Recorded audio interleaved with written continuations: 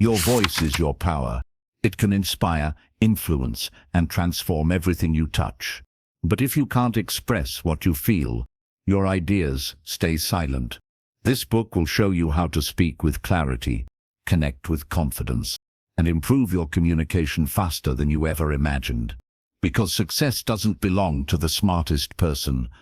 It belongs to the one who can express ideas clearly. So stay with me, listen closely, and subscribe, because your transformation starts right now. Chapter 1. The power of expressing yourself clearly. Clarity changes everything. When you speak clearly, people don't just hear your words, they understand your mind. They trust your voice. They believe in your presence. But when your words are unclear, even the best ideas lose power. You can have brilliance, passion, and purpose, but if you can't express them clearly, the world won't notice. Clarity is not just about language. It's about awareness. It's about knowing what you want to say and saying it with precision. Most people talk to fill silence. Great communicators talk to create meaning. They pause with intention. They choose words with purpose. They speak from a centered place, not from noise, but from understanding. That's what clarity sounds like. In the modern world, speed often replaces sense. People talk fast, interrupt faster, and listen the least. We rush to be heard, not to be understood. But clear communication slows things down just enough for people to feel safe again. It brings order to chaos. It brings peace to misunderstanding. When you speak clearly, you control the emotional temperature of the room. Your calmness becomes contagious. Your words become direction. The power of clear expression lies in connection. When you express yourself with honesty and simplicity, people lean in. They feel your sincerity. They feel your conviction. You don't have to be loud to be powerful. You just have to be understood. The greatest speakers in history were not great because of vocabulary. They were great because of vision, because they spoke with simplicity that reached the human heart. Clarity isn't complicated. It's choosing fewer words with greater weight.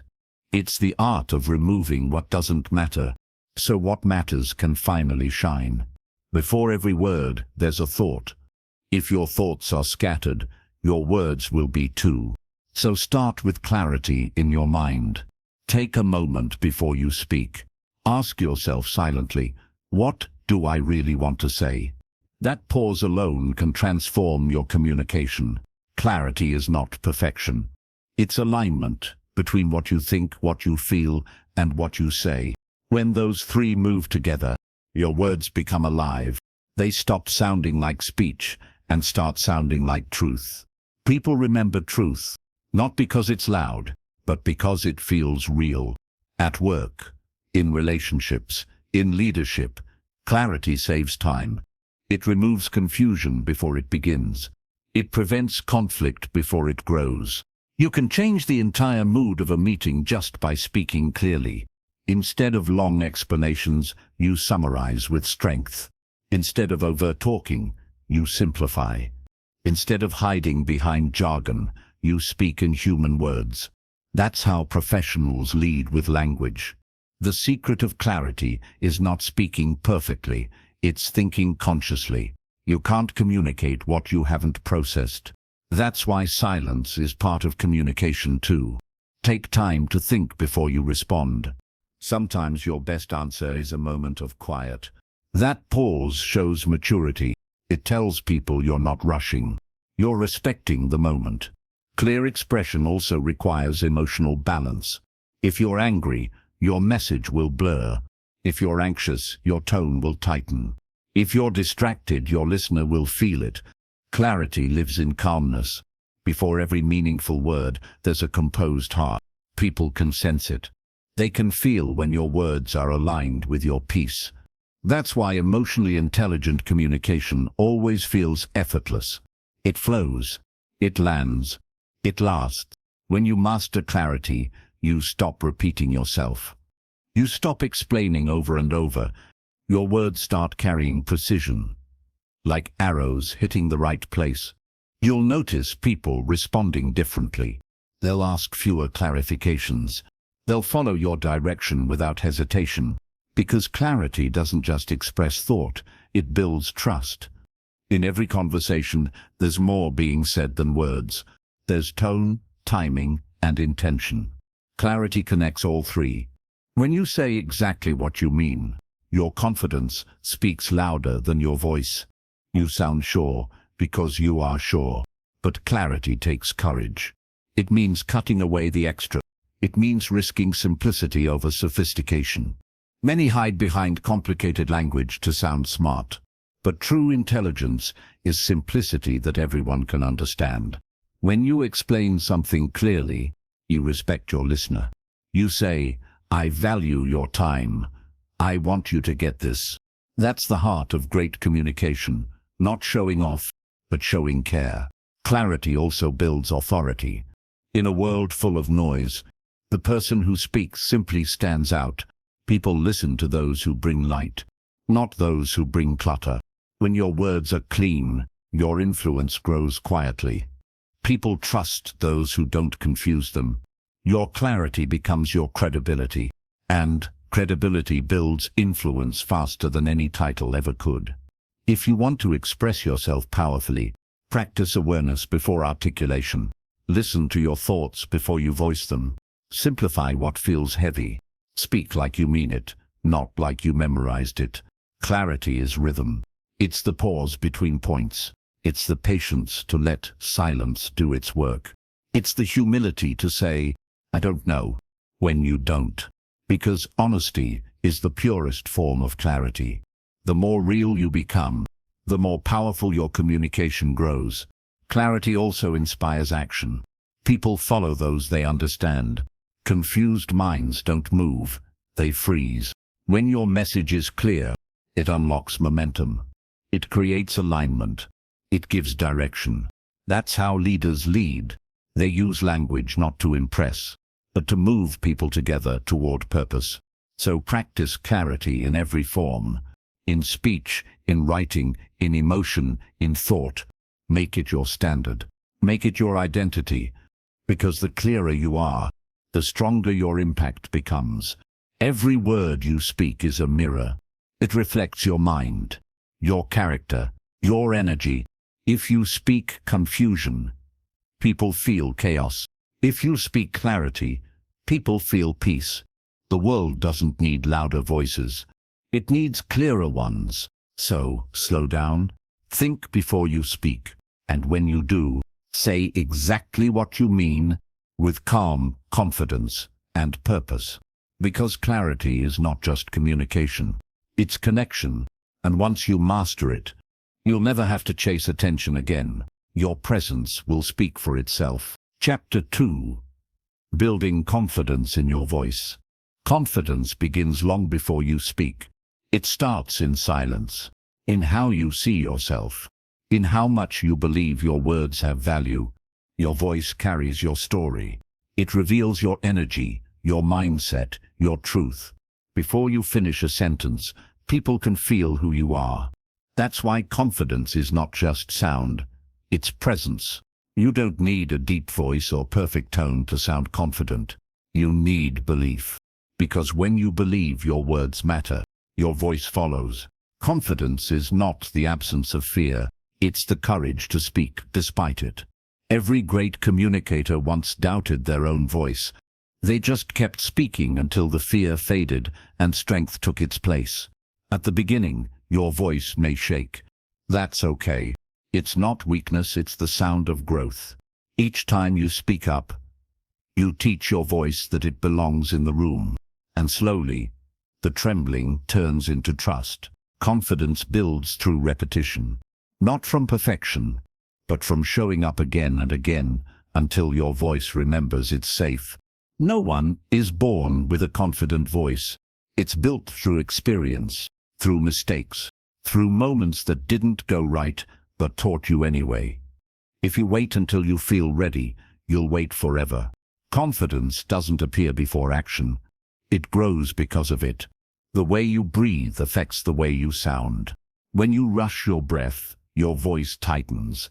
When you breathe slowly, your words relax. Take a deep breath before you speak. That single act can shift your entire presence. Confidence lives in calm, and calm comes from control, not over others, but over yourself. When you speak, focus less on how you sound, and more on what you mean. Shift attention from fear to purpose. When your focus moves from performance to impact, your confidence stabilizes. Confidence is not loudness, it's steadiness. It's that quiet inner knowing. I belong here. In meetings, in conversations, in life. Your tone tells the truth of your mindset. If you believe in yourself, your tone holds weight. If you doubt yourself, your tone betrays you before your words even land. So before you speak, remind yourself, I have something worth saying. Because confidence starts with that thought. Every word carries energy. If you speak with fear, people feel tension. If you speak with calm conviction, people feel safe. Confidence is not arrogance. It's humility in harmony with self-respect. It's the balance between I know my worth and I'm still willing to learn. The way you stand shapes the way you sound. Your posture speaks before your mouth does. Stand tall. Uncross your arms. Let your shoulders relax. When your body opens, your energy flows. Your voice becomes fuller, warmer, and real. Most people underestimate the physical side of confidence, but your body and your mind are connected. The stronger your posture, the stronger your voice. Confidence also depends on preparation. If you know your subject, your tone will sound secure. If you speak without clarity, your voice will search for safety. Know what you're saying. Believe why you're saying it. That inner certainty becomes audible confidence. Your environment matters too. Surround yourself with people who make you feel safe to speak. You can't grow your voice in places that silence you. Confidence grows in supportive spaces, where mistakes aren't punished, but used as stepping stones. Still, the strongest confidence is self-generated. You can't always rely on approval. You have to build a voice that stands steady, even when no one claps. Confidence is quiet consistency. It's showing up when no one's watching, and still giving your best. When you trust your voice, people trust you. Your tone becomes your signature. Your steadiness becomes your power. The secret to a confident voice lies in rhythm. Speak slower than your nerves want you to. Rushing signals insecurity. Steady pacing signals control. Pause when needed. Let your words breathe. Confidence doesn't fear silence. It uses it. Confidence also comes from honesty. When you speak from truth, your tone carries strength naturally. You don't have to fake energy when it's real. Authenticity is louder than volume. Be yourself. Your real voice will always sound better than your practiced one. Stop chasing perfect diction. Stop copying someone else's style. Start sounding like you.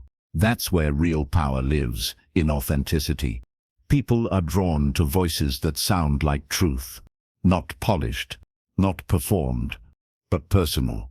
If you make a mistake, laugh. It shows humanity. Confidence is not about flawless delivery. It's about comfortable imperfection. Your voice should not sound like a speech. It should sound like presence. Like someone talking with heart, not ego. Great communicators have something in common. They're calm, not cocky. They speak to connect, not to impress. Confidence is built on consistency. Say what you mean. Keep your promises. Do what you say you'll do. Every time your words match your actions, your confidence grows quietly inside. Over time, your voice becomes your proof, a reflection of your truth. People will feel it. They'll listen differently. They'll remember how you made them feel safe, certain, and inspired. That's the mark of a confident communicator. Confidence isn't something you wear, it's something you live. It shows up in your breathing, your tone, your posture, your eyes. It's the strength to speak when it's uncomfortable. It's the calm to hold silence when it's needed. It's the wisdom to know not every moment needs your voice, but when it does, it will be ready. Your voice is more powerful than you realize. It can calm storms. It can lead teams. It can heal tension. It can open doors. So speak, even if your voice shakes, even if your heart races. Speak anyway, because confidence doesn't come before you speak. It comes because you spoke, and every time you do, you'll feel it grow, slowly, quietly, until one day, your voice won't just sound confident, it will feel like home. Chapter 3. How to listen like a leader. Real leaders don't talk the most. They listen the deepest. Listening is not a passive act. It's power in silence. It's understanding without interruption. It's the discipline to stay still when your ego wants to speak. Most people listen to reply. Leaders listen to understand. That's the difference between noise and connection. True listening creates trust. It makes people feel valued. It turns ordinary conversations into moments of respect, because when someone truly listens to you, you feel seen, you feel safe, you feel important. And that feeling builds loyalty stronger than any title ever could. At work, listening separates the good from the great. Anyone can give instructions, but few can make others feel heard. When people feel heard, they contribute more. They stop hiding ideas. They stop fearing mistakes. They start showing up fully. That's leadership through listening. Listening is emotional intelligence in action. It's reading what's not being said. It's noticing tone, silence, hesitation. Sometimes people don't say what they mean directly, but their pauses tell the story. Their energy tells the truth. A real leader hears that truth, quietly. The art of listening begins with presence. Put your phone down. Look them in the eye. Be fully there. You can't lead what you don't understand, and you can't understand what you don't listen to. Presence communicates respect. It tells others, you matter enough for my full attention. That simple gesture changes everything. Listening like a leader means your silence has purpose. You're not waiting for your turn. You're creating space for someone else to breathe. In that space, people reveal what they truly feel, and when they do, you gain more than information. You gain trust. Trust built through listening is unbreakable, because people never forget the one who made them feel heard. But listening is not just about others. It's also about yourself. You need to listen to your own tone, your own emotions, your own reactions. When you listen inwardly, you stop speaking from impulse. You start speaking from wisdom. That's how calm leaders stay balanced in chaos. They don't rush to speak. They listen to both sides and to their own silence in between. Listening sharpens perception. It teaches you timing. It helps you say the right thing, at the right time, in the right tone. That's what separates a leader's communication from everyone else's. Listening is also patience. Sometimes the person in front of you isn't looking for advice. They're looking for acknowledgement. They just want someone to say, I understand. And when you offer that, you give them peace. You give them clarity to think for themselves. That's what listening does. It heals before it helps. Leaders who listen don't lose authority. They gain influence. Because listening isn't weakness. It's awareness. And awareness is power. When you listen well, you learn what motivates your team. You sense what frustrates them. You feel what they need. That's how you lead hearts, not just hands. Listening also saves time. It prevents misunderstanding before it begins. It turns potential conflict into collaboration. A single moment of patient listening can avoid hours of unnecessary tension. The best communicators speak less and hear more. They know that listening earns the right to be heard. When you interrupt less, people open more. They reveal their truth. They share their struggles. And that honesty gives you insight, the kind you can't find in reports or meetings. Listening like a leader means you listen for solutions, not for blame. When problems arise, you don't rush to point fingers. You listen to find patterns. You listen to find lessons. That's how you build progress instead of pressure. Leaders also listen beyond words. They listen to silence, because silence often speaks louder than sound. A quiet team isn't always peaceful. Sometimes it's scared. Sometimes it's uninspired. The emotionally intelligent leader senses that and addresses it before it grows.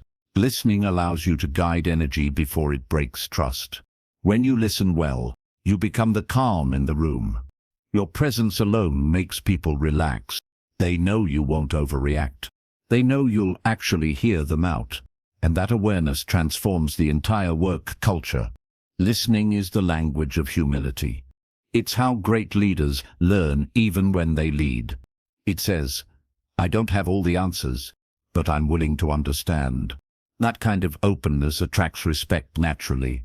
People follow leaders they can talk to, not leaders they have to fear. Listening is the bridge between authority and empathy. It connects power with humanity, and that connection builds lasting influence.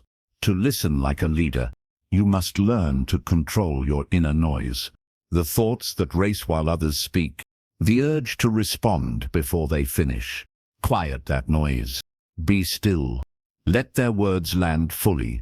Sometimes, true listening isn't about responding at all. It's about letting someone feel heard enough that they find their own answer. That's how communication becomes transformation. Listening also refines your speech. The more you listen, the better you understand what people actually need to hear. You stop guessing. You start speaking directly to the heart. That's why the best communicators are also the best listeners. Their words carry weight because they're built on understanding. A leader's listening shapes their legacy, because long after meetings are over, people remember how you made them feel, not what you said. If you listened with presence, they'll remember peace. If you listened with empathy, they'll remember safety. That's how leadership becomes emotional art. Listening like a leader isn't hard. It just requires awareness. Awareness of your energy, your focus, your intent. Because listening is not about hearing everything. It's about hearing what matters. When you give your full attention, you give the most valuable thing you own, your presence. And presence changes people. It changes how they speak, how they think, how they perform. It creates an invisible rhythm of trust that runs through every team. That rhythm is leadership. So from today, listen slower, listen deeper, listen without defense.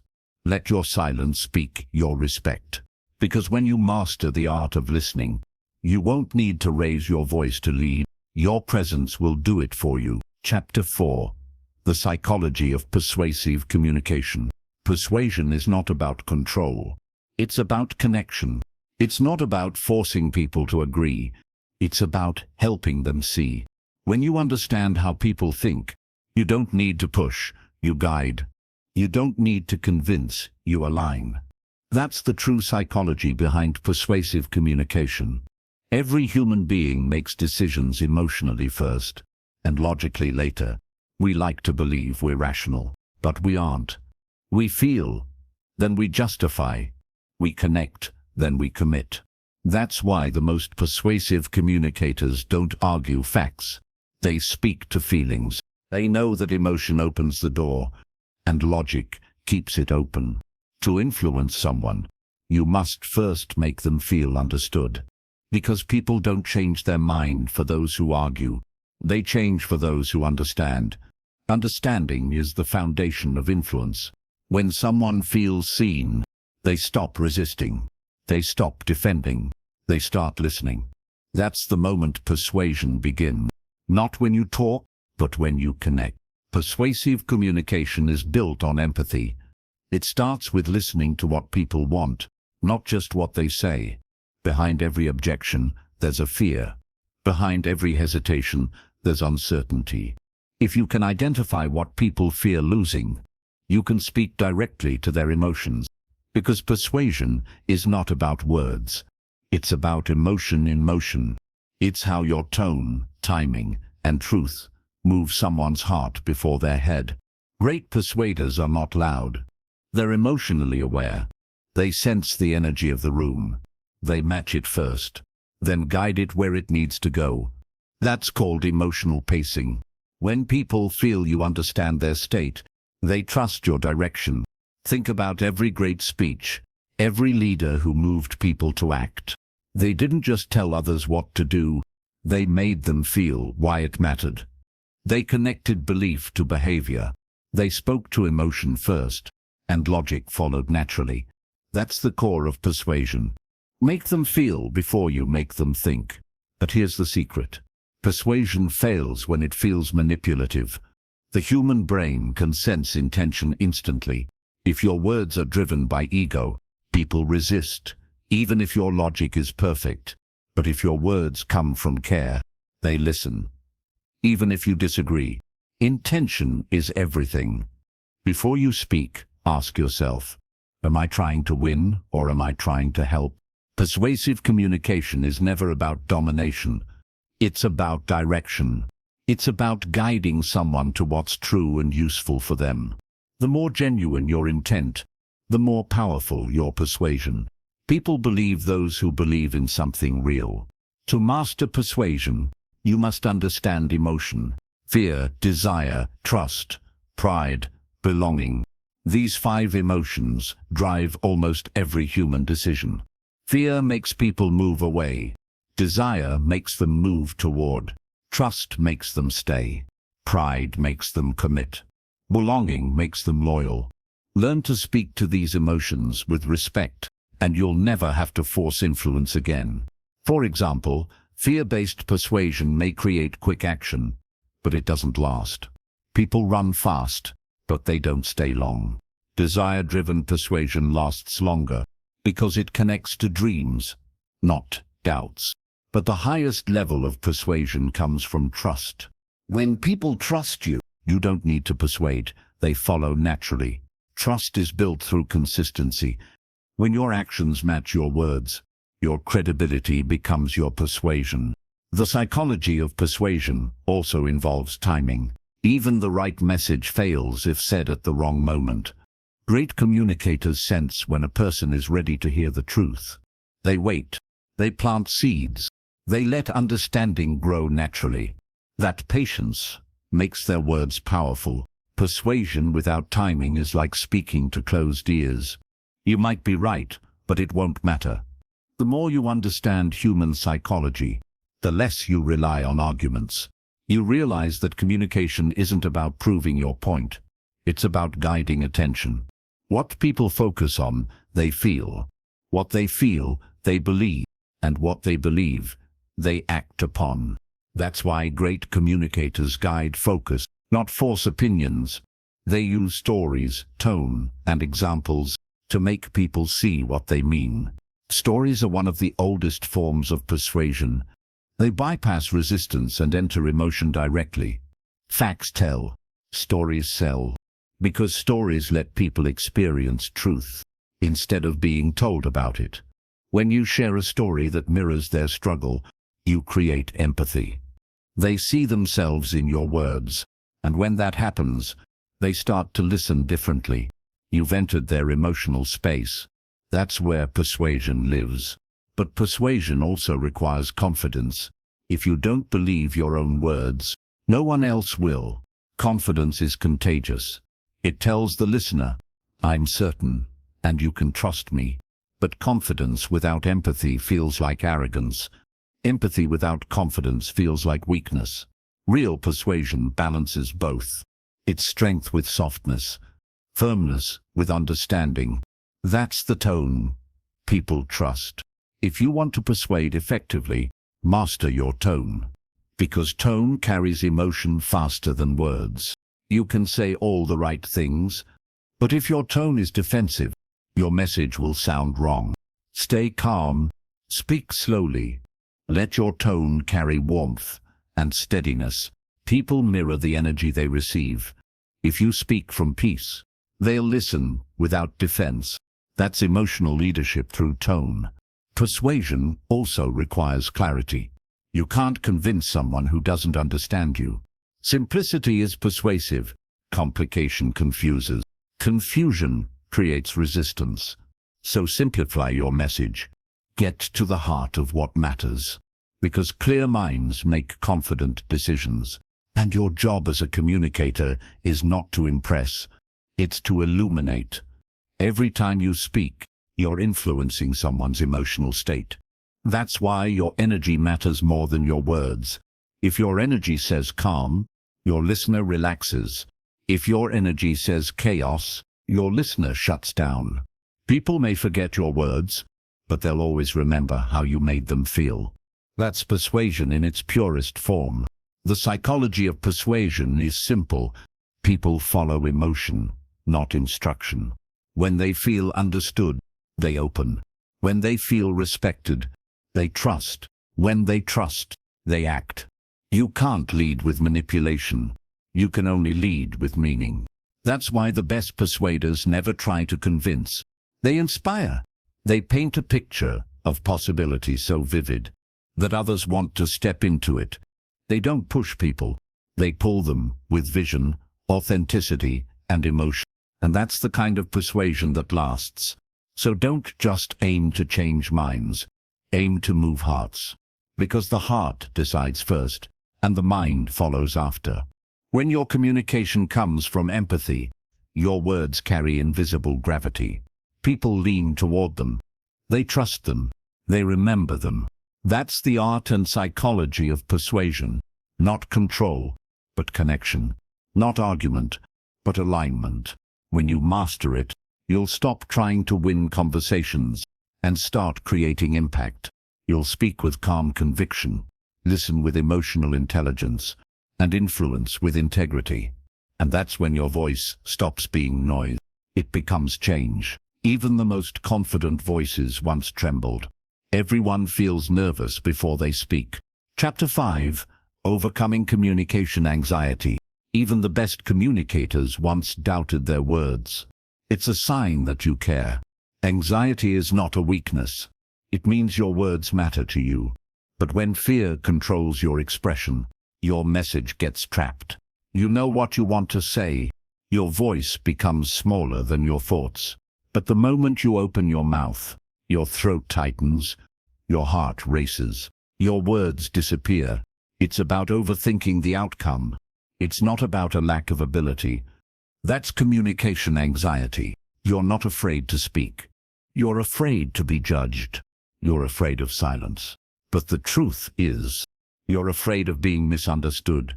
Everyone listening to you has felt the same fear before. You're not alone. You're human. And that's where confidence begins. But in realizing that fear is normal, not in pretending you're fearless. The goal isn't to erase anxiety.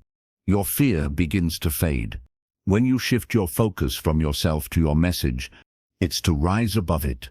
Anxiety feeds on self-consciousness. How you sound. It grows when you think about how you look. But when your purpose becomes bigger than your fear, your energy transforms. What they'll think. Speak not to impress, but to express. When you focus on helping, your nerves turn into passion. Your fear becomes fuel. That's how communicators evolve. The most powerful speakers are not the ones who never feel anxious. They're the ones who speak despite it. They've learned that calm is not the absence of nerves. It's awareness. It's control over them. The first step to overcoming communication anxiety. Notice what triggers your fear. The environment. Is it the audience? The thought of being wrong? Awareness reduces tension because it names the unknown. The second step is breath. A calm mind breathes deep. An anxious mind breathes fast. Before you speak, breathe slowly. Let your breath remind your body that you're safe. That breath grounds you. Calm begins in your lungs. It slows your racing thoughts. It brings you back to the present moment, where your voice belongs. The third step is preparation. When you know your message deeply, confidence grows where preparation lives. Your mind has less space for doubt. You stop memorizing words and start owning ideas. Don't aim for perfection, aim for understanding. When you truly understand what you're talking about, you stop panicking about mistakes. You can adapt naturally. Because prepared communicators don't chase words. But even with preparation, Fear might visit. They guide them.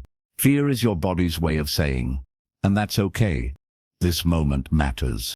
So instead of fighting it, work with it. Channel the adrenaline into energy. You're growing. Let the heartbeat remind you. You're alive. You're doing something that takes courage.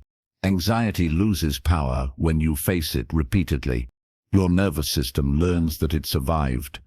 Each time you speak, and survival builds strength.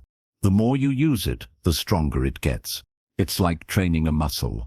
Don't protect it from fear. Your voice is that muscle. Train it through fear. Start small. Speak in low-pressure settings. Contribute in meetings. Record yourself. Every small step is a victory. Listen back. Every word you speak weakens your fear. Confidence isn't built in silence. It's built in motion. And progress doesn't always feel comfortable. When anxiety hits during a conversation, but that discomfort is proof that you're expanding. Ground yourself in the moment. Anchor to their words. Focus on the other person's eyes. Listen deeply. The more you listen, the less you panic. Because attention shifts from self to connection. That's the secret. Presence kills fear. Anxiety lives in what if. Stay here. Presence lives in what is. Now, you're not performing. In this moment, you're sharing. You're connecting. Just sincerity. And connection doesn't require perfection.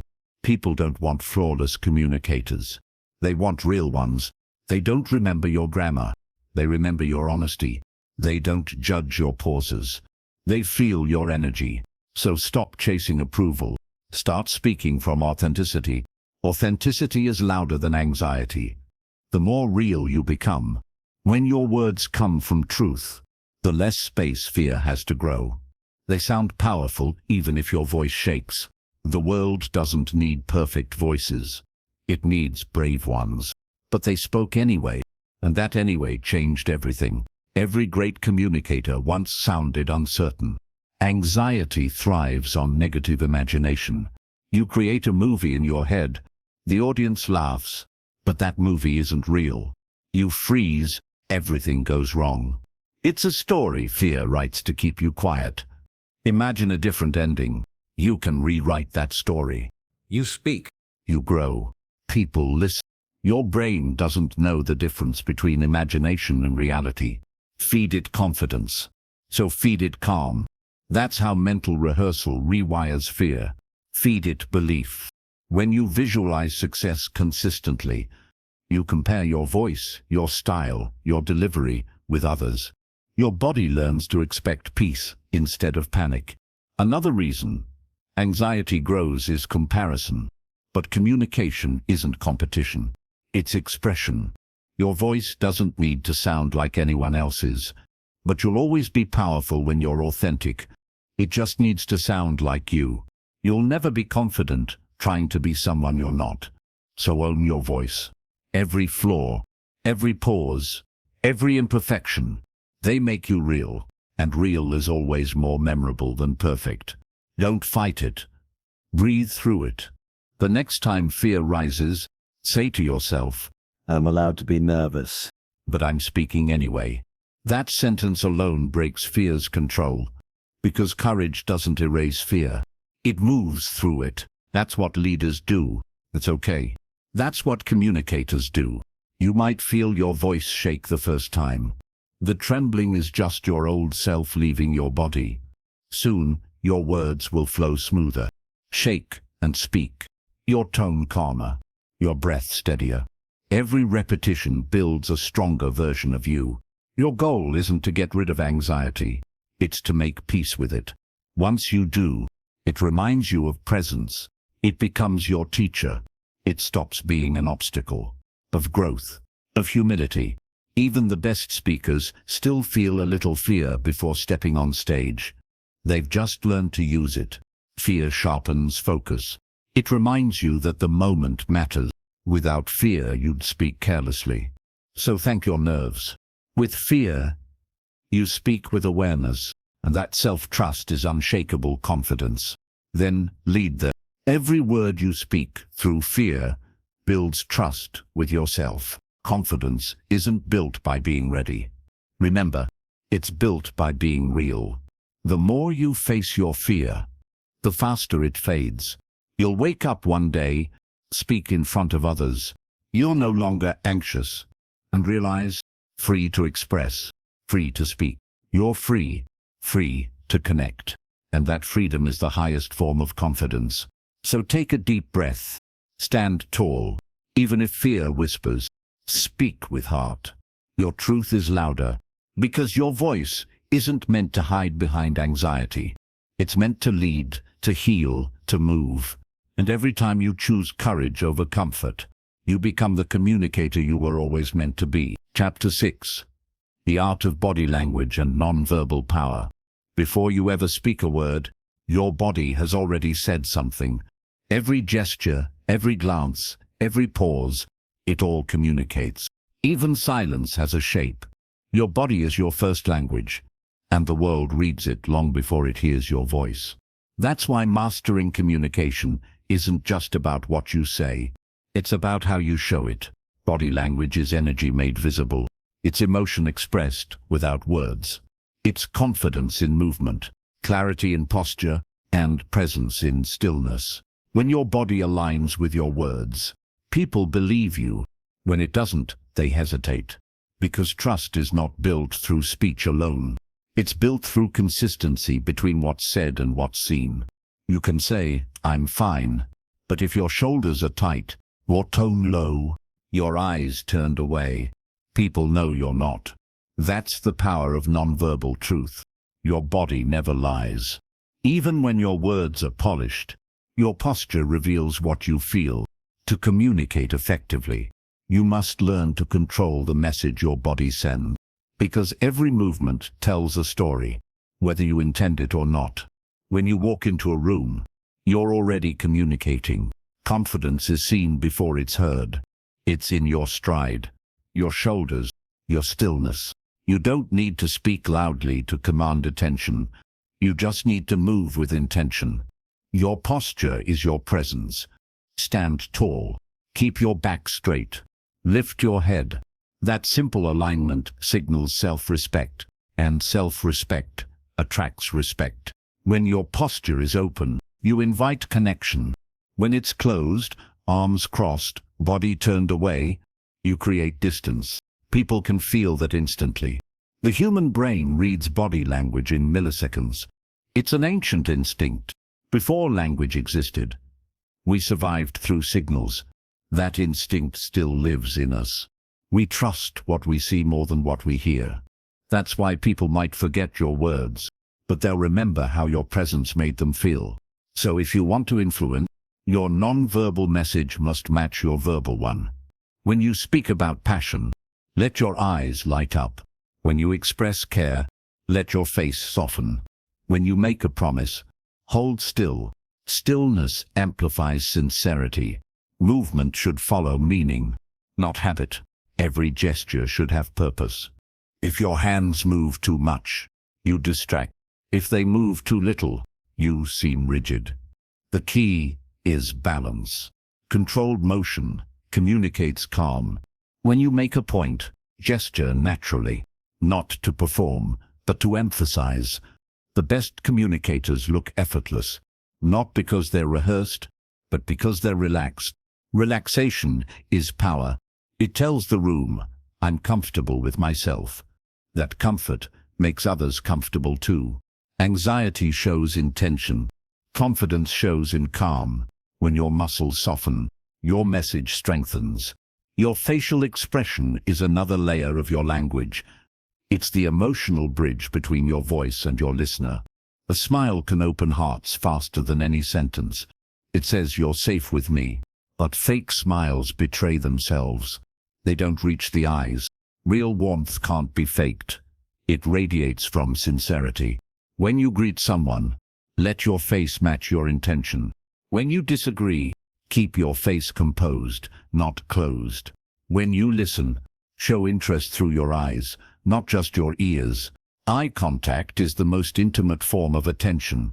It tells the other person they exist, right now, right here. But eye contact isn't staring, It's connection. It's a rhythm. Look, engage, release. The moment you hold someone's gaze with empathy, you create trust that words alone can't build. Body language also reflects energy. Your body broadcasts your emotions like an invisible signal. If you're angry, your muscles tighten. Your breathing shortens, your tone sharpens. If you're calm, your shoulders drop. Your breathing slows, your tone deepens. Others subconsciously mirror you. That's why calm energy influences chaos. When you stay composed, others align with your peace. This is the unspoken leadership of body language. It's not about dominance. It's about direction. Your presence teaches others how to feel. You set the emotional tone of every room you enter. Even when you say nothing, your silence speaks volumes. Silence, combined with presence, creates authority. It tells people you don't need noise to be noticed. That quiet confidence draws respect effortlessly. Nonverbal communication isn't just about body movement. It's about spatial awareness too. How close you stand, how you use your environment, how you respect personal boundaries. Standing too close can feel invasive. Standing too far can feel detached.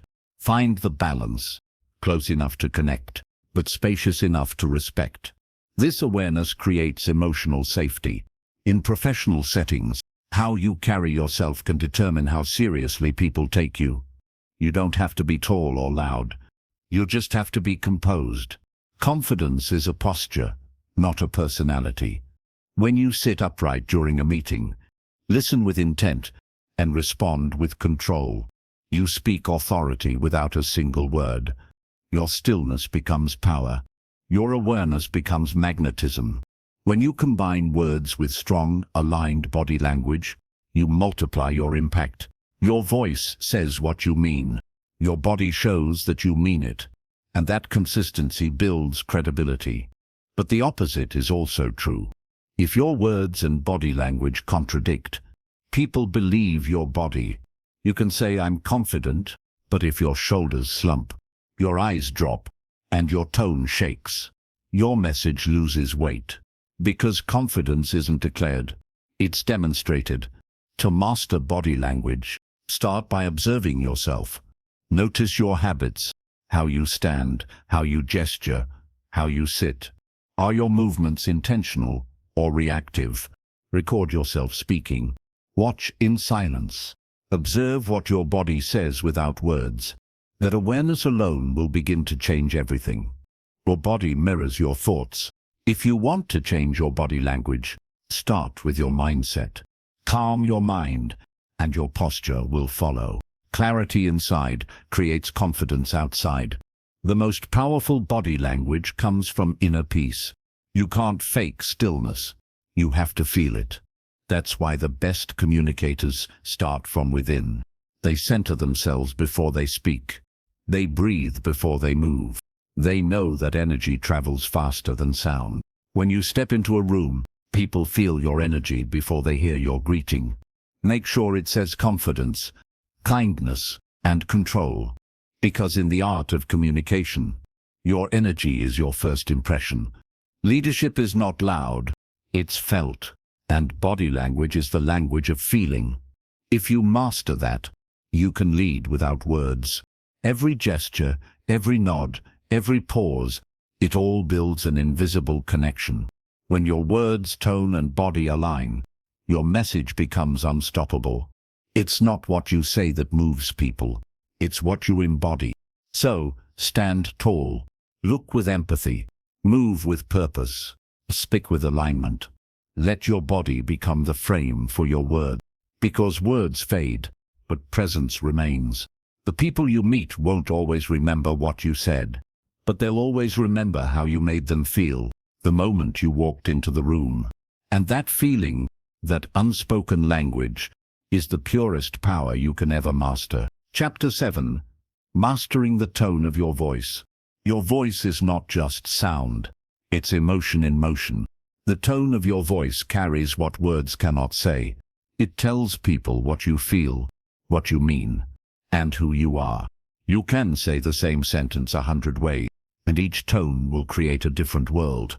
Because tone is not about what you say, it's about how you say it.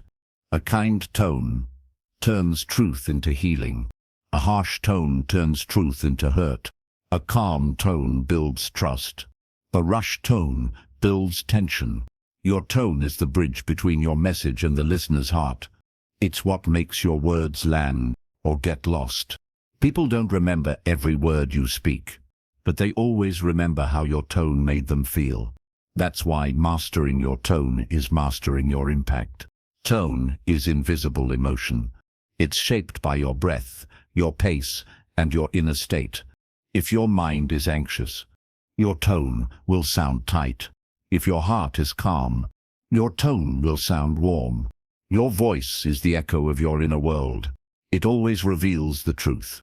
When you speak with peace inside, your tone naturally carries confidence. It doesn't need force. It flows. That's why emotional balance is the foundation of tone control.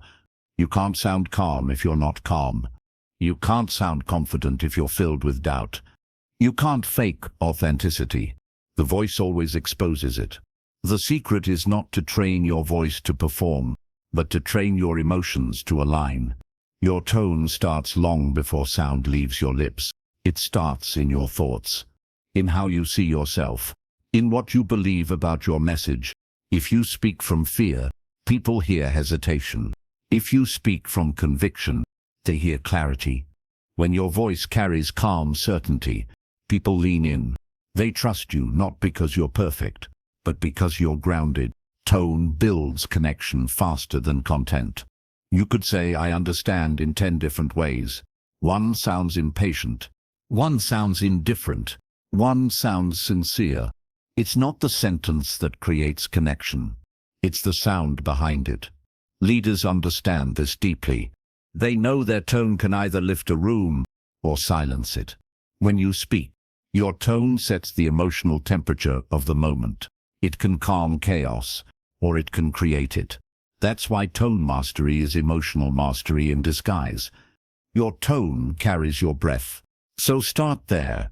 Before every important conversation, breathe deeply. Feel the air move through your body. Let the tension dissolve. When your breath is slow, your tone becomes steady. When your breath is short, your tone becomes sharp. Breath is the rhythm of influence. If you want your words to land gently, let your breath carry them softly. If you want your message to sound powerful, let your breath anchor your sound. Every tone comes from balance, between volume and silence, between passion and control. Too loud sounds aggressive. Too quiet sounds uncertain. The best tone lives in the middle, where confidence meets composure. That's where people listen. Tone also depends on intention. Before you speak, ask yourself, what emotion do I want to create? If your goal is peace, let your tone carry warmth. If your goal is motivation, let it carry energy. If your goal is understanding, let it carry empathy. Your voice is not just a tool, it's a mirror. Every emotion you feel reflects in sound. That's why emotionally aware communicators influence more, because they manage their energy before they speak. Tone also changes with rhythm. Speaking too fast creates pressure. Speaking too slow creates distance. Find your natural flow. Let your tone dance with your words. Pauses matter too. They give meaning space to breathe. A well-timed pause carries more power than a long speech. It allows emotion to land. It lets silence speak. And silence, when intentional, feels like confidence. Great communicators understand the power of pacing. They vary their tone, their tempo, their rhythm, like music, because communication is music. Your voice is the instrument, and tone is what makes it beautiful. Every message has a melody. When your tone rises with energy and falls with calm, it becomes memorable. Flat tone is lifeless. Emotional tone is alive. If you sound bored, people will be bored. If you sound inspired, people will feel inspired. Your voice transfers your emotion. Whatever you feel, they feel. That's why preparation isn't just about what to say. It's about how to feel before you say it. Before every conversation, set your emotion first. Then your tone will follow naturally. Speak from peace. Speak from empathy. Speak from confidence. Because tone is energy, and energy never lies. A leader's tone doesn't need volume. It needs certainty. A teacher's tone doesn't need perfection. It needs patience. A friend's tone doesn't need power. It needs presence. Different moments call for different tones. The key is awareness. Be aware of your listener's state. Adapt your tone to match their emotion. Then guide them gently to a better one. That's tonal intelligence. If someone's frustrated, don't raise your tone. Lower it. If someone's afraid, don't dominate. Reassure. If someone's confused, don't rush. Simplify. Your tone becomes your leadership. When you learn to use it intentionally, you stop reacting. You start directing. Tone is not volume. It's vibration. It's the emotional frequency that people tune into. A confident tone doesn't shout. It resonates. It carries quiet authority. Think of the voices that move you. They don't rush. They don't shout. They speak like they know their words matter. That's the secret. When you believe your message, your tone naturally commands attention. Authenticity creates resonance. You don't need to copy anyone. Find your own tonal signature. It might be gentle. It might be deep. It might be calm. Whatever it is, own it. Your authentic tone will always sound stronger than any imitation. Your tone can heal or hurt. It can build bridges or walls. It can open hearts or close them. Choose wisely. When someone's upset, they won't remember your logic. They'll remember your tone. So, use your tone as medicine, not a weapon. You can correct someone without crushing them. You can guide someone without raising your voice. You can disagree without disrespect. That's power, the quiet kind. The tone of your voice shapes every relationship you have, at work, at home, in love, in leadership. Because tone builds safety, and safety builds trust. Once people feel safe around your voice, they open up to your message. That's influence. Not through fear, but through feeling. Your voice is the sound of your soul. When it carries kindness, it changes rooms. When it carries calm, it settles storms. When it carries conviction, it inspires belief. Master your tone, and you master human connection. Because tone doesn't just reach ears, it reaches hearts. So slow down. Breathe deep. Speak with presence. Let your tone say, I'm here. I care. I mean this. Because when your words and your tone align, you don't just communicate, you move people. And that is the real art of influence. Chapter 8. Communicating with emotional intelligence. Words alone don't build connection. Emotions do. You can say all the right things, but if your tone, energy, or timing feels wrong, the message collapses. That's why emotional intelligence is the heartbeat of communication. It's the ability to understand what you feel, what others feel, and how both emotions shape the moment between you. Emotionally intelligent communication is not about being nice all the time. It's about being aware. It's about being intentional.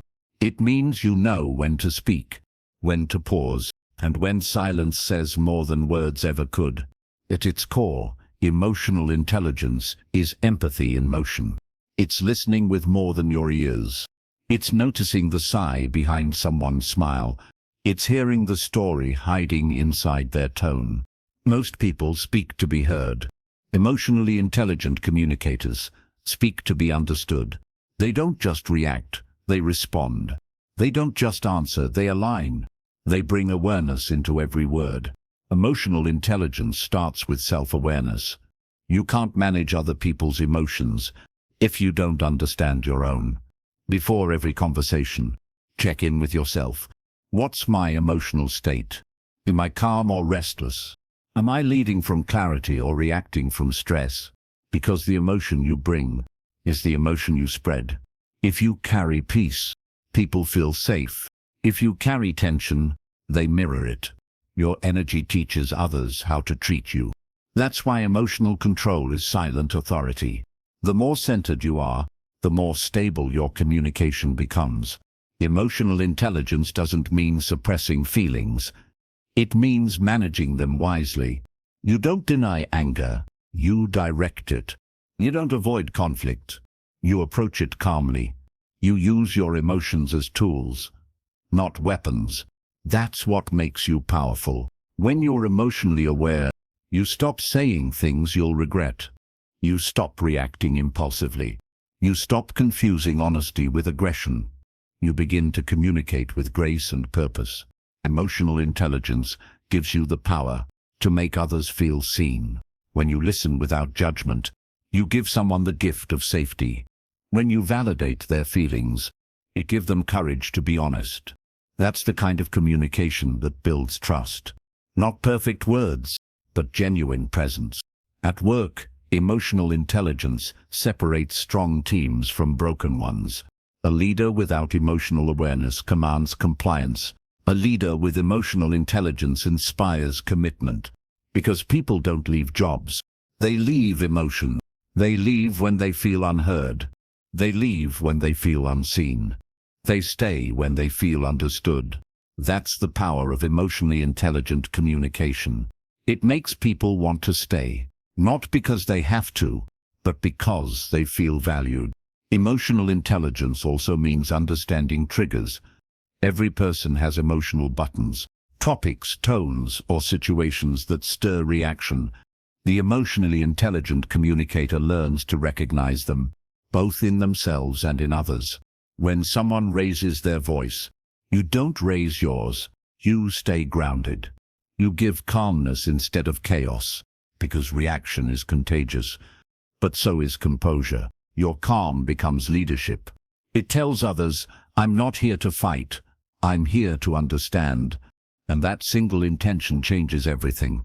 Emotional intelligence also means respecting timing. Even the truth, if delivered at the wrong time, can cause damage. Wisdom isn't knowing what to say, it's knowing when to say it. If someone's emotional temperature is high, you wait. You let the heat settle before you add your voice. That patience builds trust, because emotional intelligence isn't speed, it's sensitivity. It's not about being quick, it's about being kind. It's about recognizing that behind every reaction, there's a story you don't see. When you start seeing people beyond their behavior, your communication transforms. You stop taking things personally.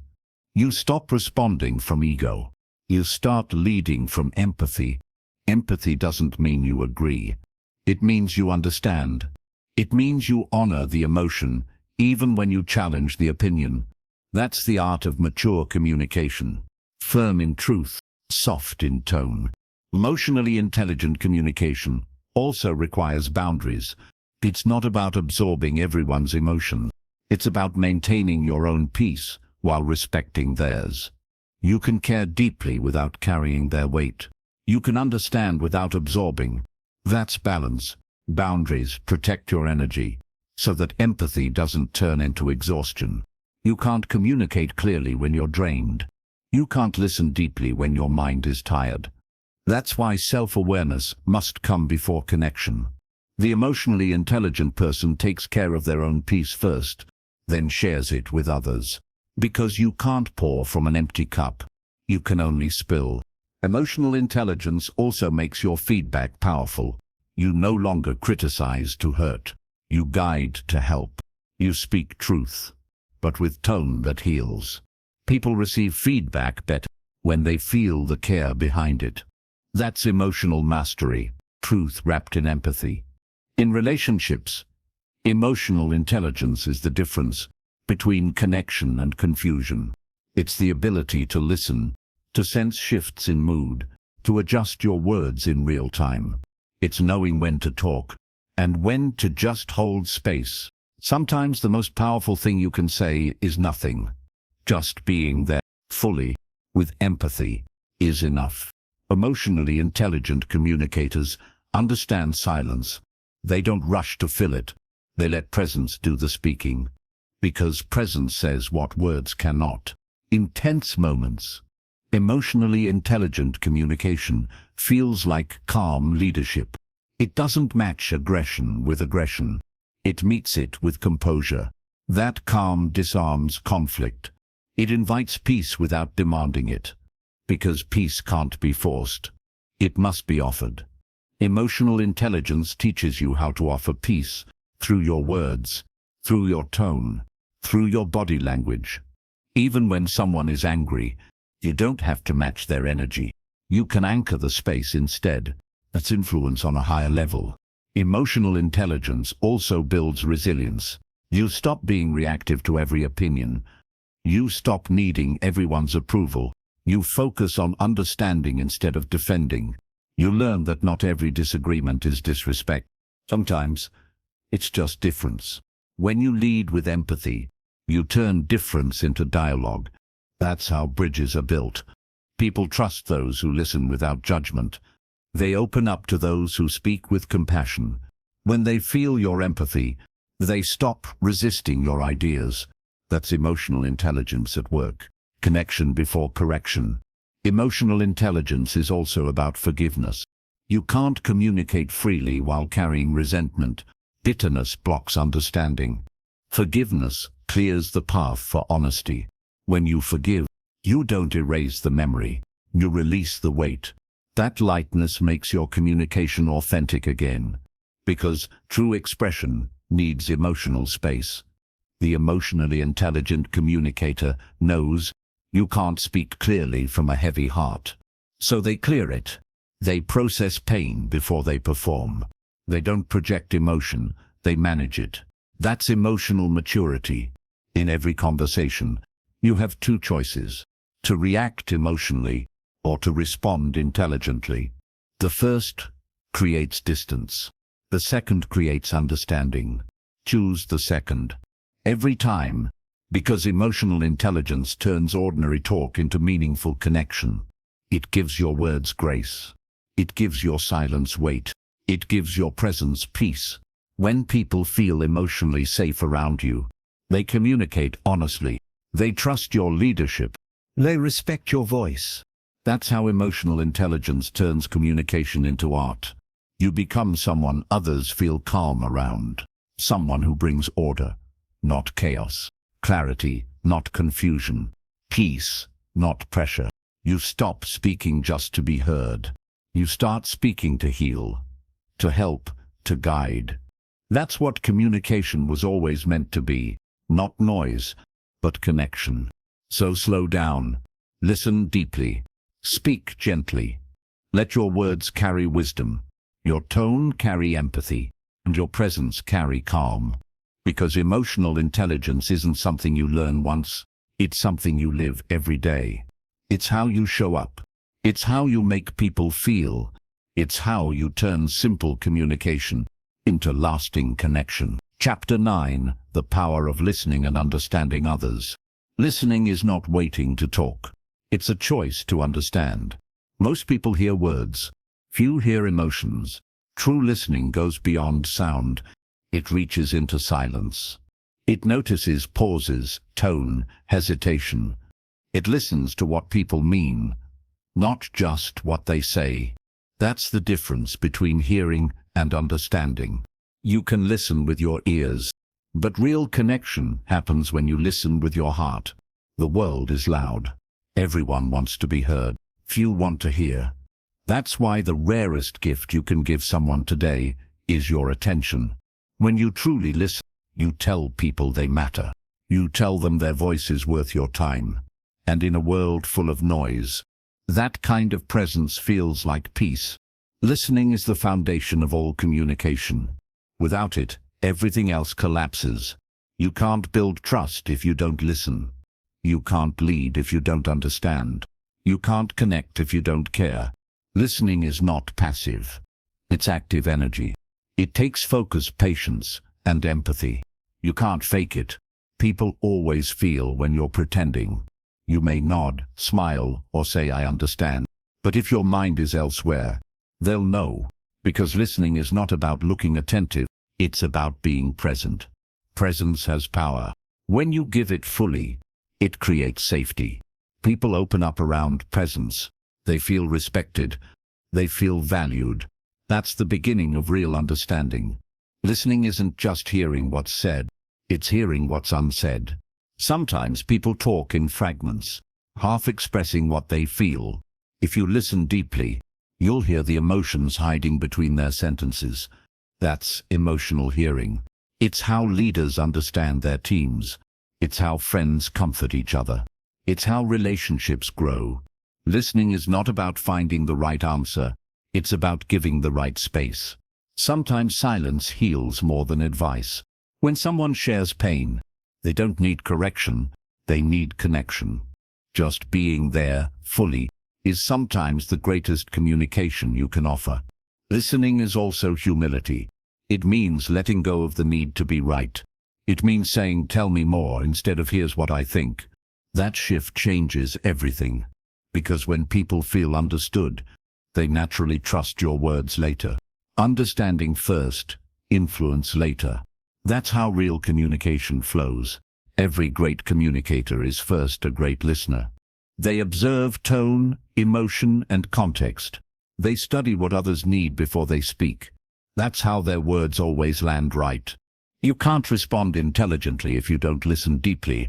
Listening slows you down, but that slowness is power. It gives you time to absorb, to analyze, to respond with intention instead of reaction. People who listen well rarely regret what they say, because their words are built on awareness. Listening also improves empathy. It lets you see life through another person's lens. You stop assuming. You start understanding. You realize that every emotion has a reason. Every silence has a story. Listening is emotional generosity. It's giving your mind's attention and your heart's patience at the same time. In the workplace, listening builds leadership faster than authority. Teams follow those who make them feel heard.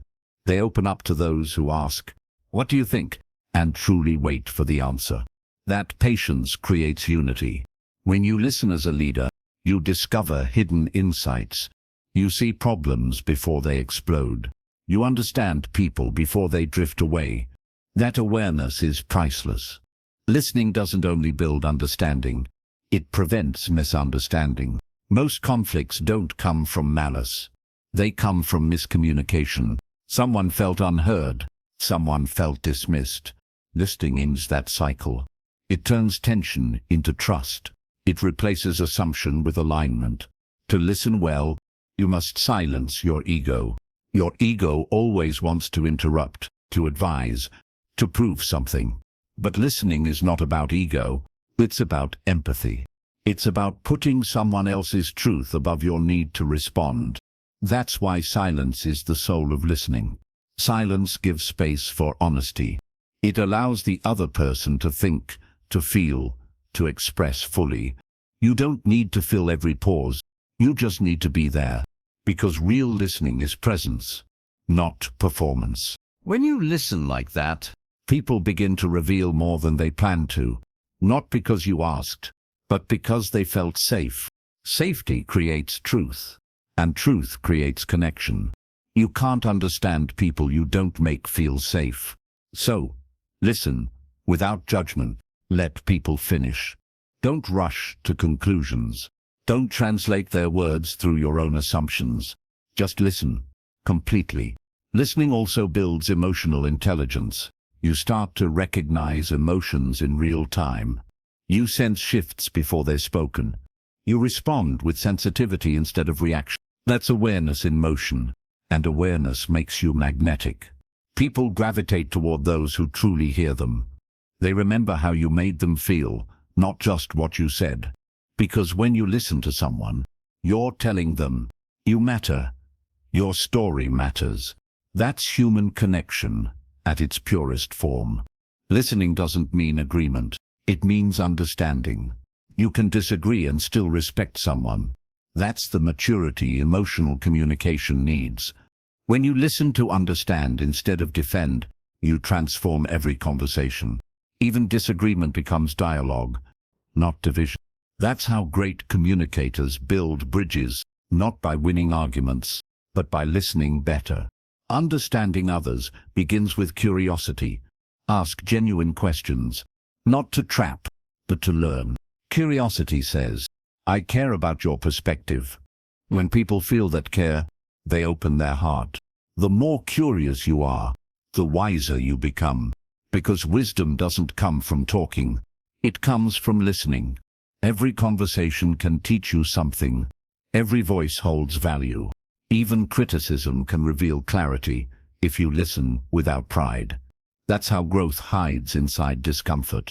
Sometimes the words that sting carry the truth that saves you, but you'll only hear it if you listen without defense. Listening is love disguised as attention. It's how you show someone they belong. It's how you say I see you, without saying a word. And that's what every human being wants. To be seen, to be heard, to be understood. When you master listening, you master relationships. Because connection begins the moment one heart feels heard by another. In a world obsessed with talking, be the one who listens. Because listeners lead.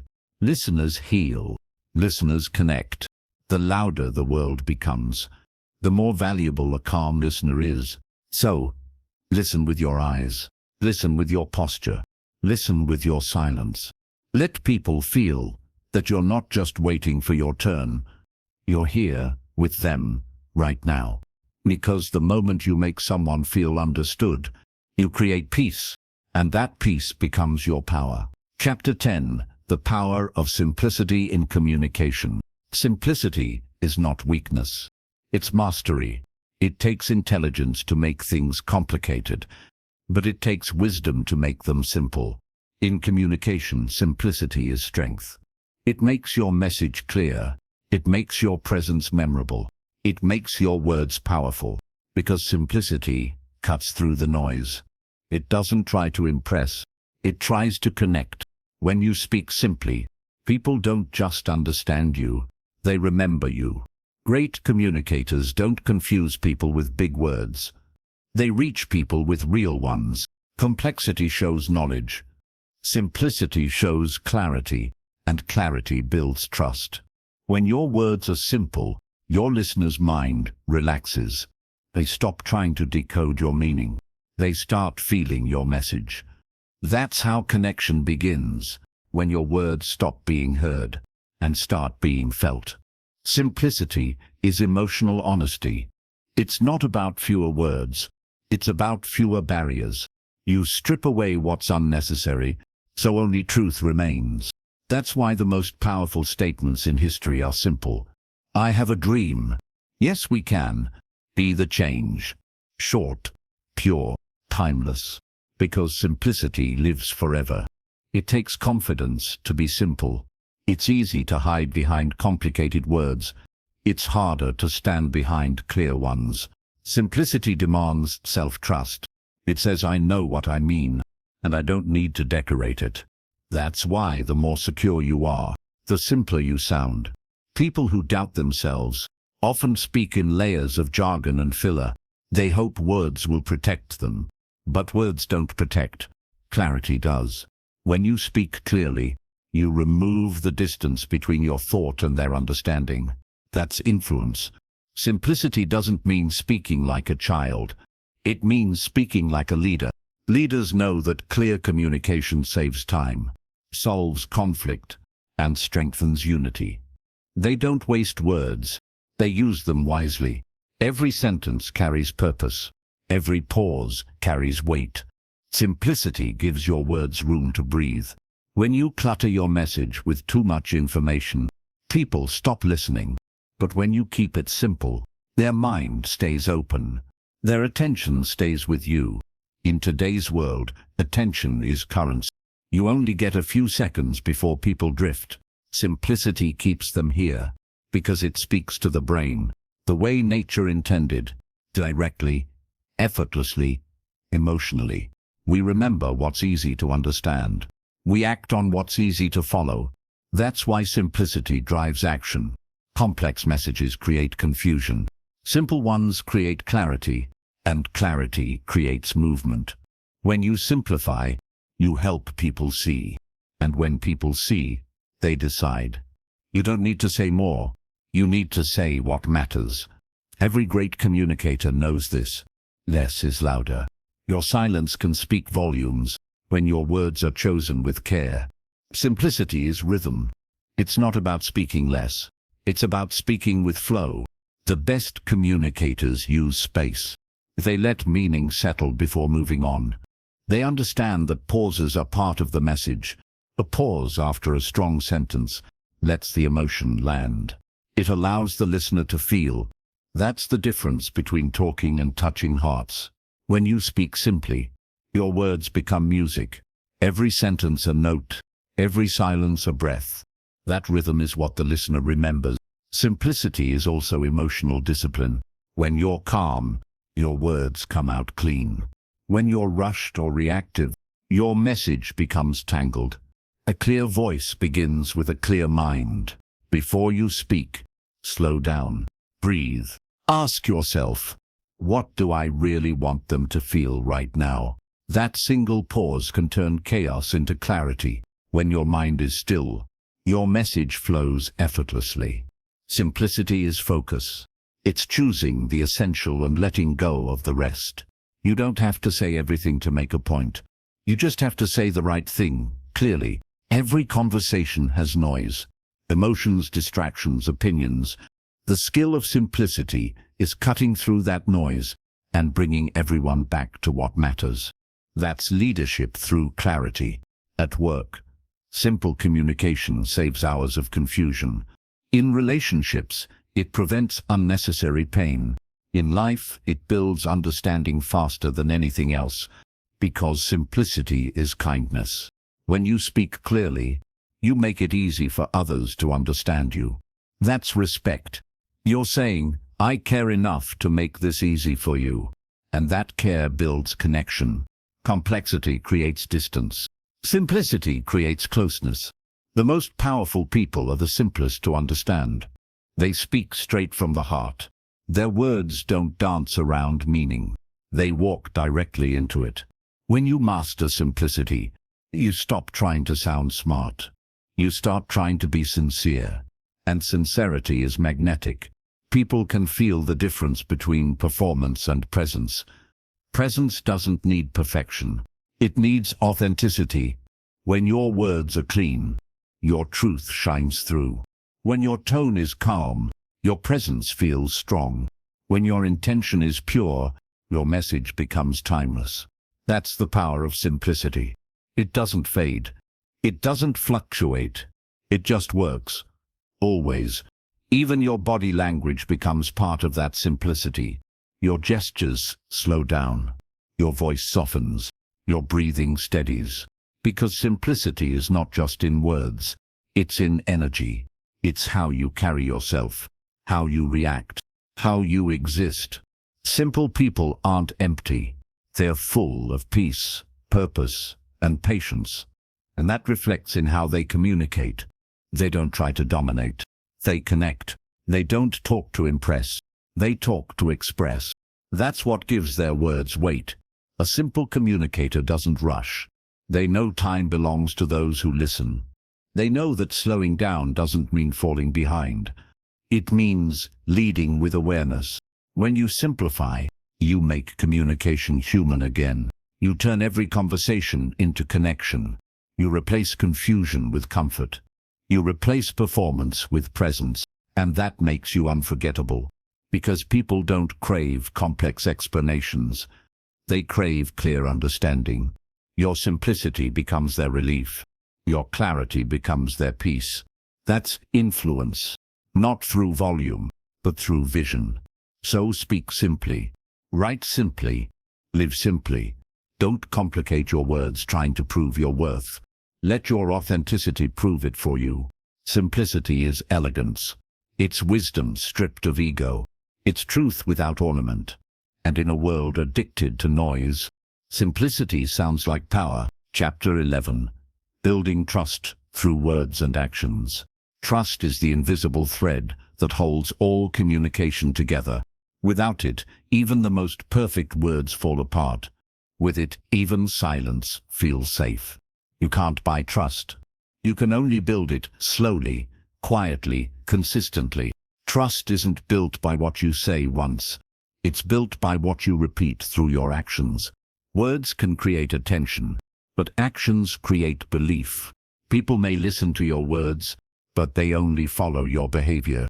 Every time your actions match your words, you strengthen the bridge between you and others. Every time they don't, that bridge cracks. Trust is fragile. It takes years to build. It takes seconds to break. That's why integrity in communication is everything. If your words don't align with your truth, they lose power. Trust starts with honesty. Not just honesty with others, but honesty with yourself. You can't speak truthfully if you live dishonestly. You can't sound sincere if you don't mean what you say. The most powerful communicators don't just sound real, they are real. Their confidence doesn't come from performance. It comes from consistency. Consistency is credibility. When people know what to expect from you, they feel safe. That safety becomes the foundation of influence. Because people don't follow perfection. They follow reliability. They don't need you to be flawless. They need you to be real. Trust grows when you keep your promises, especially the small ones. If you say you'll call back, call back. If you say you'll listen, listen. If you say you care, prove it. Trust lives in the details. Big speeches can inspire, but small actions sustain belief. When your behavior and your words speak the same language, people don't question your intention. They feel your integrity before you explain it. That's the quiet power of alignment.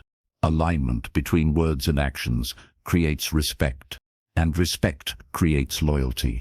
In communication, trust isn't earned through charm. It's earned through character, because charm might win attention, but only character wins loyalty. Trust is not a performance. It's presence. It's doing the right thing when no one is watching. It's speaking truth when silence would be easier. Your words can open doors, but only your actions can keep them open. At work, trust builds collaboration. In leadership, it builds credibility. In relationships, it builds emotional safety. Without trust, communication becomes survival. With trust, communication becomes connection. When people trust you, they stop doubting your motives. They start focusing on your message.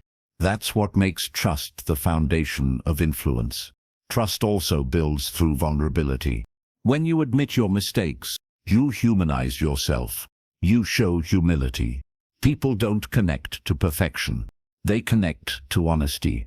When you say, "I was wrong," you gain respect, not lose it. Because accountability builds credibility. Leaders who hide their flaws create fear. Leaders who own them create trust. When you communicate with vulnerability, you invite others to be honest too. That's how cultures of openness are born. Through truth, not fear. Trust is emotional security. It's the quiet knowing that someone means what they say. And that knowing takes time. Trust grows in layers. Each truthful moment adds one. Each broken promise removes one. That's why consistency matters more than charisma. You can impress with style, but you only sustain with substance. And substance means follow through. Every time you follow through, you teach others that your word is safe. That's what separates those who talk from those who lead. Because leadership is not loudness, it's reliability. Trust is also built through transparency. You don't need to share everything, but what you do share should be real. People can handle bad news. They can't handle lies. If something's wrong, say so. If you don't know the answer, admit it. That's not weakness. That's honesty. Honesty creates credibility faster than perfection ever could, because truth has a sound that people recognize instantly. It feels different. It feels solid. When your communication carries truth, people lean in. They may not always agree, but they'll always respect you. Trust isn't built by avoiding discomfort. It's built by handling it with grace. Sometimes, telling the truth will hurt, but the pain of truth is cleaner than the poison of deception. Say what's real, kindly, but clearly. That's emotional maturity and communication. Your tone matters as much as your words. A harsh truth can still be spoken with empathy. A difficult message can still carry respect. When people feel your care, they trust your intention, even when they don't like your message. Trust also requires listening. When you listen sincerely, you tell people your voice matters. That's how emotional safety grows. That's how respect deepens. Because listening is the first step of loyalty. You can't ask for trust if you don't give attention. And attention, real, undistracted attention, is the purest form of respect. Inconsistent communication destroys trust faster than silence. If you disappear when things get hard, you teach others you can't be counted on. But when you stay present through tension, you become dependable. And dependability is the DNA of trust. Even your smallest gestures matter. A calm reply in anger, a promise kept under pressure, a patient tone during misunderstanding.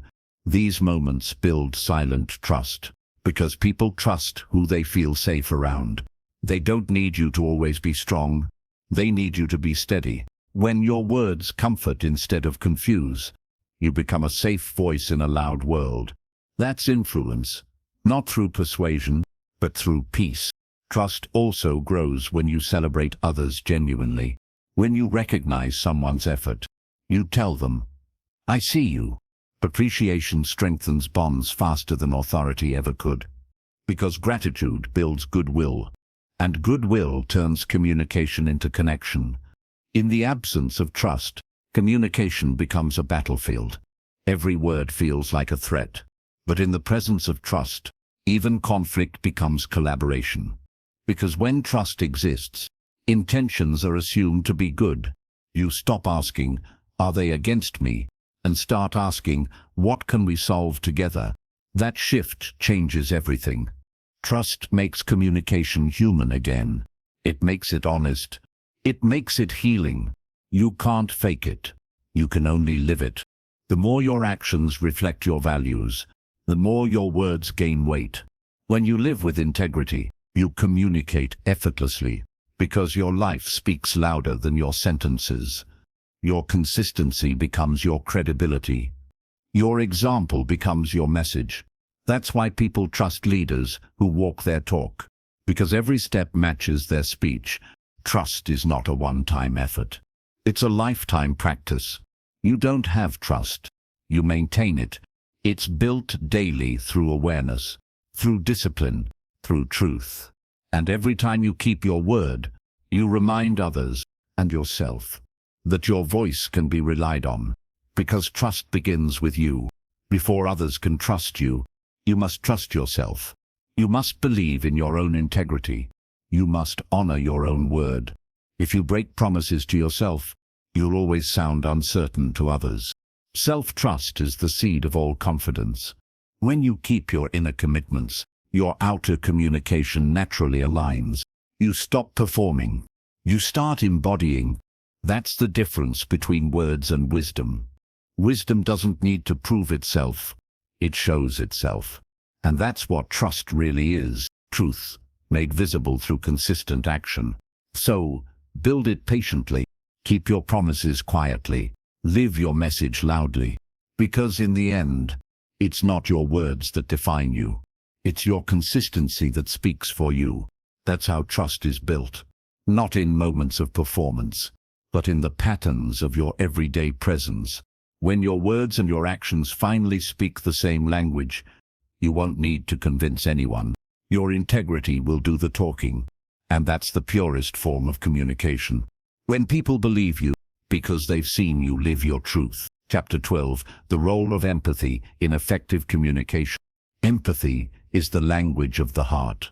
It's what turns communication into connection. It's the bridge between your world and someone else's. Without empathy, words feel cold. With empathy, Even silence feels warm. Empathy is not about agreeing with people. It's about understanding them. It's not about fixing their pain. It's about feeling it with them. When you communicate with empathy, you stop talking to people.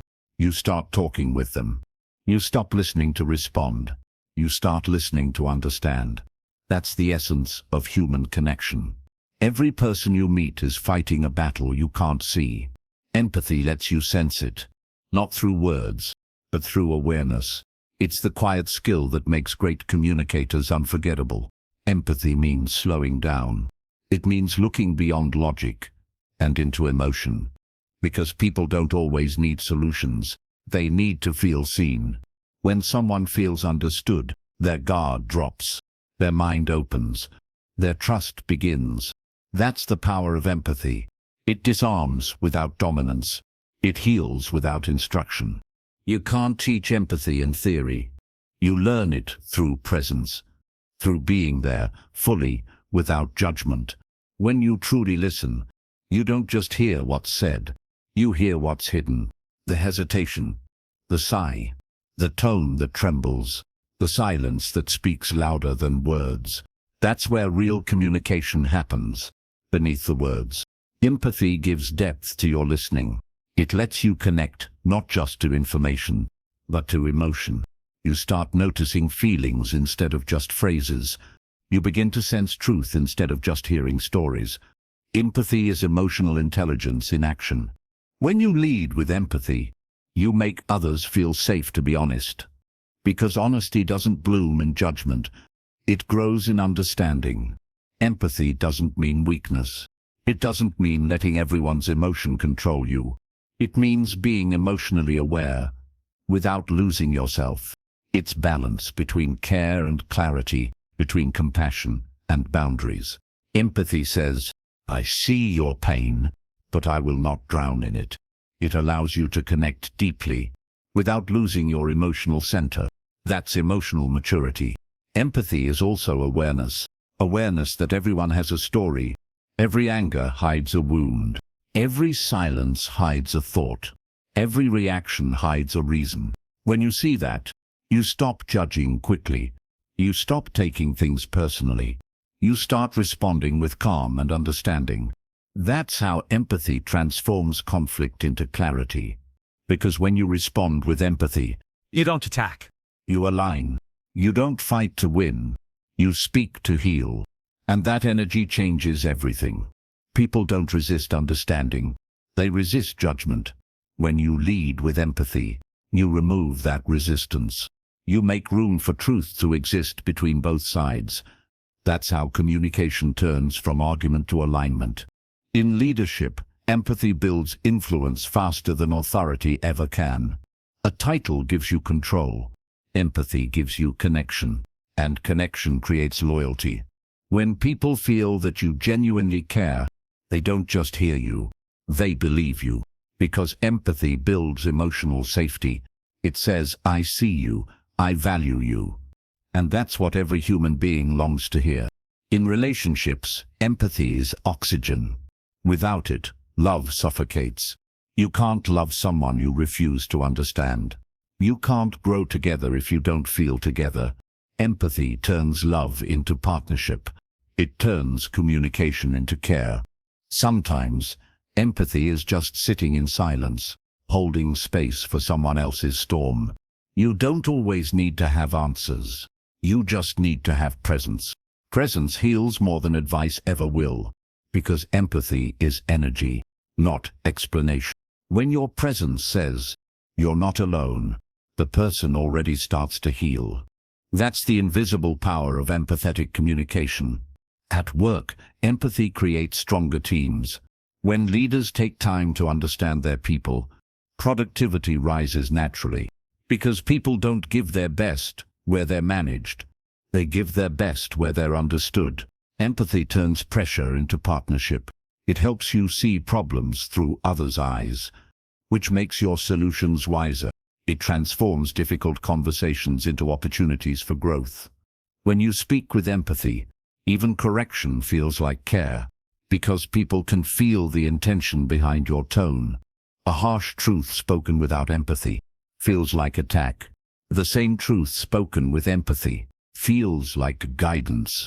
That's why emotionally intelligent communicators never separate truth from tenderness.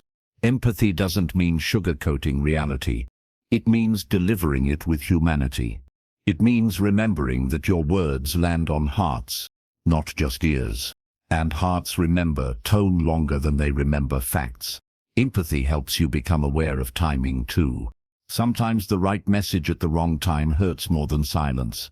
Empathy waits. It senses readiness. It speaks when it's safe to speak. That patience shows wisdom. Because wisdom without empathy becomes cold. Empathy without wisdom becomes chaos. You need both to lead, to love, to communicate. Empathy also means self-reflection. You can't understand others deeply if you never examine yourself. Ask yourself, how often do I listen without judgment? How often do I make space for others' emotions? Do I communicate to connect or to correct? Those questions awaken awareness. They help you speak from heart, not habit. Because most communication fails, not from lack of words, but from lack of feeling. People may forget what you said, but they never forget how you made them feel. Empathy ensures that what they remember feels kind, respectful, and human. In a digital world full of fast replies and empty words, empathy slows you down. It reminds you that behind every screen is a soul. Behind every message is a human heart. When you bring empathy to technology, you make communication feel alive again. Even a simple text can carry compassion, if it carries sincerity. Empathy is not in the size of your words. It's in the softness of your intention. It's how you mean what you say. It's how you choose words that heal instead of hurt. That's how empathy makes your communication timeless. You stop talking to impress. You start talking to impact. And impact happens when emotion meets understanding. Empathy also deepens leadership communication. When a leader listens with empathy, their team stops hiding problems. They speak up because they feel safe. That safety unlocks creativity, innovation, and trust. Empathy makes people want to do better, not because they have to, but because they feel seen. That's the kind of motivation that lasts, because empathy is not manipulation, it's connection. It's the quiet strength that says, I'm with you, even when you disagree. Empathy is also boundaries in kindness. You can care deeply and still say no. Empathy without boundaries becomes burnout. Boundaries without empathy become brutality. Balance both. That's emotional mastery. When you practice empathy every day, your tone changes, your words soften, your presence feels calm. You become easier to talk to, easier to trust, easier to follow. People begin to gravitate toward you, not because you're loud, but because you're safe. That's the quiet magnetism empathy creates. It's not dramatic. It's steady. It's warm. It's real. When you communicate with empathy, you bring humanity back into the room. You remind people that connection is not about control. It's about care. And that care is what every voice in this world needs. So speak with empathy. Listen with empathy. Lead with empathy. Let it shape your tone, your timing, your intention. Because empathy turns words into healing. It turns noise into meaning. It turns strangers into allies. And in a world that's constantly talking, be the one who truly understands. Because empathy isn't just a communication skill. It's a way of being. It's what makes your words human. It's what makes your presence unforgettable. And it's what makes your message last long after your voice is gone. Chapter 13. The Journey to Communication Mastery. Mastery doesn't happen overnight. It's not a skill you check off your list. It's a journey. Slow, deliberate, and deeply human. Communication mastery begins the moment you decide to be more aware. It's not about perfect words or flawless speeches. It's about intention. It's about presence. It's about how you make people feel every time you open your mouth. Every conversation you've had, every silence you've shared, has taught you something about connection. The way someone looked away when you interrupted, the warmth you felt when someone truly listened, the regret that stayed when you spoke too soon. These are your lessons. They are your real teachers. Communication mastery is not found in classrooms or textbooks. It's found in the quiet moments of life, when you choose patience over pride, understanding over reaction, and kindness over control. It's not the art of talking better, it's the art of living better. Because communication isn't just about words, it's about awareness. It's about the invisible exchange of energy between you and others. Every word you speak leaves an impression. Every silence you hold carries meaning. Every tone you choose creates emotion.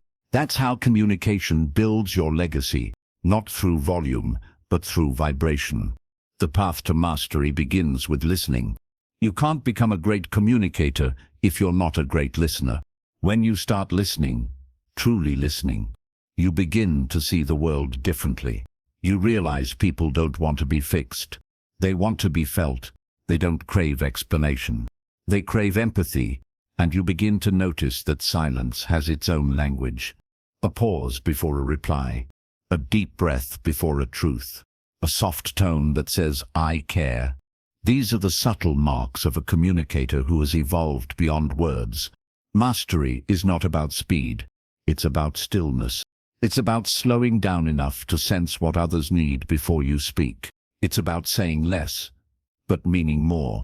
Great communicators don't dominate conversations. They direct them gently, gracefully, and intentionally. They speak to create understanding, not noise. They talk to elevate, not to impress. They know that people don't remember eloquence. They remember authenticity. You can rehearse words, but you can't rehearse sincerity. Sincerity is born from alignment. When what you say matches who you are, that's why communication mastery is rooted in character. If your life doesn't match your message, your words lose power. But when your actions reflect your truth, your presence speaks louder than your voice ever could. That's the essence of mastery. Your character becomes your communication. You don't have to try to sound wise. You just have to live with integrity. Because every honest life becomes its own message. Master communicators are not loud. They are clear. They are grounded. They carry calm wherever they go. Their tone carries peace. Their eyes carry confidence. And their silence carries respect. People trust them because they feel seen around them. They feel heard. They feel safe. That's what communication mastery creates. Safety. A space where words can be honest and emotions can be human. It's not about persuasion. It's about presence. You don't need to convince people when they already trust your energy. Communication mastery is also emotional mastery, because your voice is not your mouth, it's your mind. If your mind is restless, your communication will always feel off balance. But when your mind is calm, your message becomes powerful without effort. That calm comes from emotional awareness, the ability to notice what you feel without letting it control what you say. When you master your emotions, you master your expression. You don't react, you respond. You don't shout, you explain. You don't attack, you align. You start using words as bridges instead of weapons. That's when your communication becomes healing. Every interaction becomes an opportunity, not to prove your worth, but to share your peace. That's how mastery feels. Effortless yet impactful. You begin to realize that the secret is not in speaking more, but in speaking less with more presence. You stop filling silence with unnecessary explanations. You start using your silence to create gravity. Because silence in the hands of a master communicator isn't emptiness. It's energy. It draws people in. It commands attention without demanding it. True mastery makes communication feel natural, like breathing. You stop performing. You start being. You stop trying to sound right. You start trying to feel right. And when your message feels right, it lands naturally. Communication mastery isn't perfection. It's awareness. It's alignment. It's authenticity. It's knowing when to speak and when to stay silent, when to lead and when to listen, when to comfort and when to challenge. Mastery is not about removing emotion. It's about guiding it. It's about using your empathy to understand, your discipline to direct, and your integrity to influence. Every great communicator learns to blend these three: empathy, discipline, integrity. That's the triangle of emotional influence. It's what makes your voice feel different, because people can't always explain why they trust you. They just feel it. They feel calm when you speak. They feel inspired when you pause. They feel safe when you listen. That's when you know you've crossed from communication to connection. Mastery is when your words stop being about you and start being about others. It's when your goal is no longer to be heard. It's to help others hear themselves. That's the ultimate shift, from ego to empathy, from control to care, from talking to teaching. You realize your communication is not a tool for power. It's a channel for peace. And peace is what the world is starving for. Every day, people wake up lost in noise, scrolling, talking, arguing, proving. But true communicators, they build quiet revolutions with their tone. They heal rooms with their presence. They lead without volume. They become examples of what calm strength looks like. That's mastery. It's not what you say in front of the world. It's how you speak to the people closest to you. Because real communication is tested in private, not in public. How do you talk to those who can't give you anything? How do you handle disagreement without disrespect? How do you use your words when no one's watching? That's where your mastery is measured. You can sound intelligent to strangers, but your true mastery is seen by those who know you best. Communication mastery is about alignment across every space: home, work, relationships, and self. It's about being the same person everywhere. When your public tone and your private tone match, you've arrived. When your words uplift instead of exhaust, you've matured. When you can stay kind in conflict, you've grown. That's mastery. It's not loud, not glamorous, not easy. It's quiet discipline. It's daily awareness. It's choosing peace again and again. Because every conversation is a reflection of your inner state. Every tone reveals your emotional training. Every pause reveals your patience. That's why the journey to communication mastery is also the journey to self-mastery. You can't speak with clarity if you think with chaos.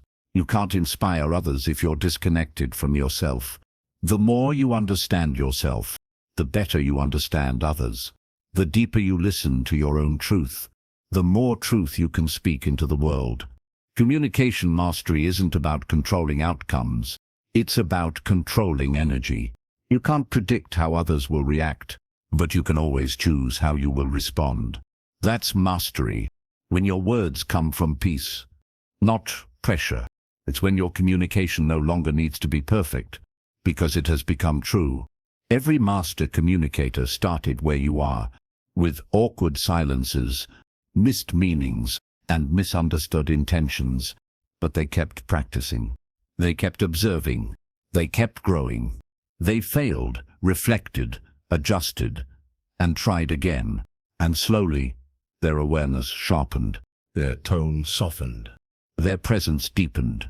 Because mastery isn't about knowing everything. It's about never stopping the learning. You become a master when you realize there's no finish line, only refinement. Every conversation polishes you a little more. Every mistake humbles you a little deeper. Every breakthrough makes you a little wiser. That's the real beauty of this journey. You don't master communication once. You master it every day you choose to show up consciously. Every time you speak with kindness instead of ego, you grow.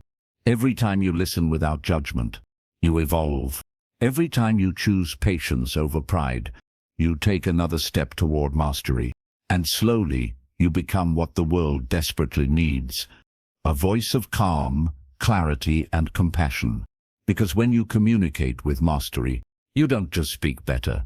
You make people feel better. You leave them lighter, clearer, and stronger than before they met you. That's the ultimate sign of communication mastery. You don't just express yourself, you elevate others. And when your words start doing that, you'll know you've not only mastered communication, you've mastered connection.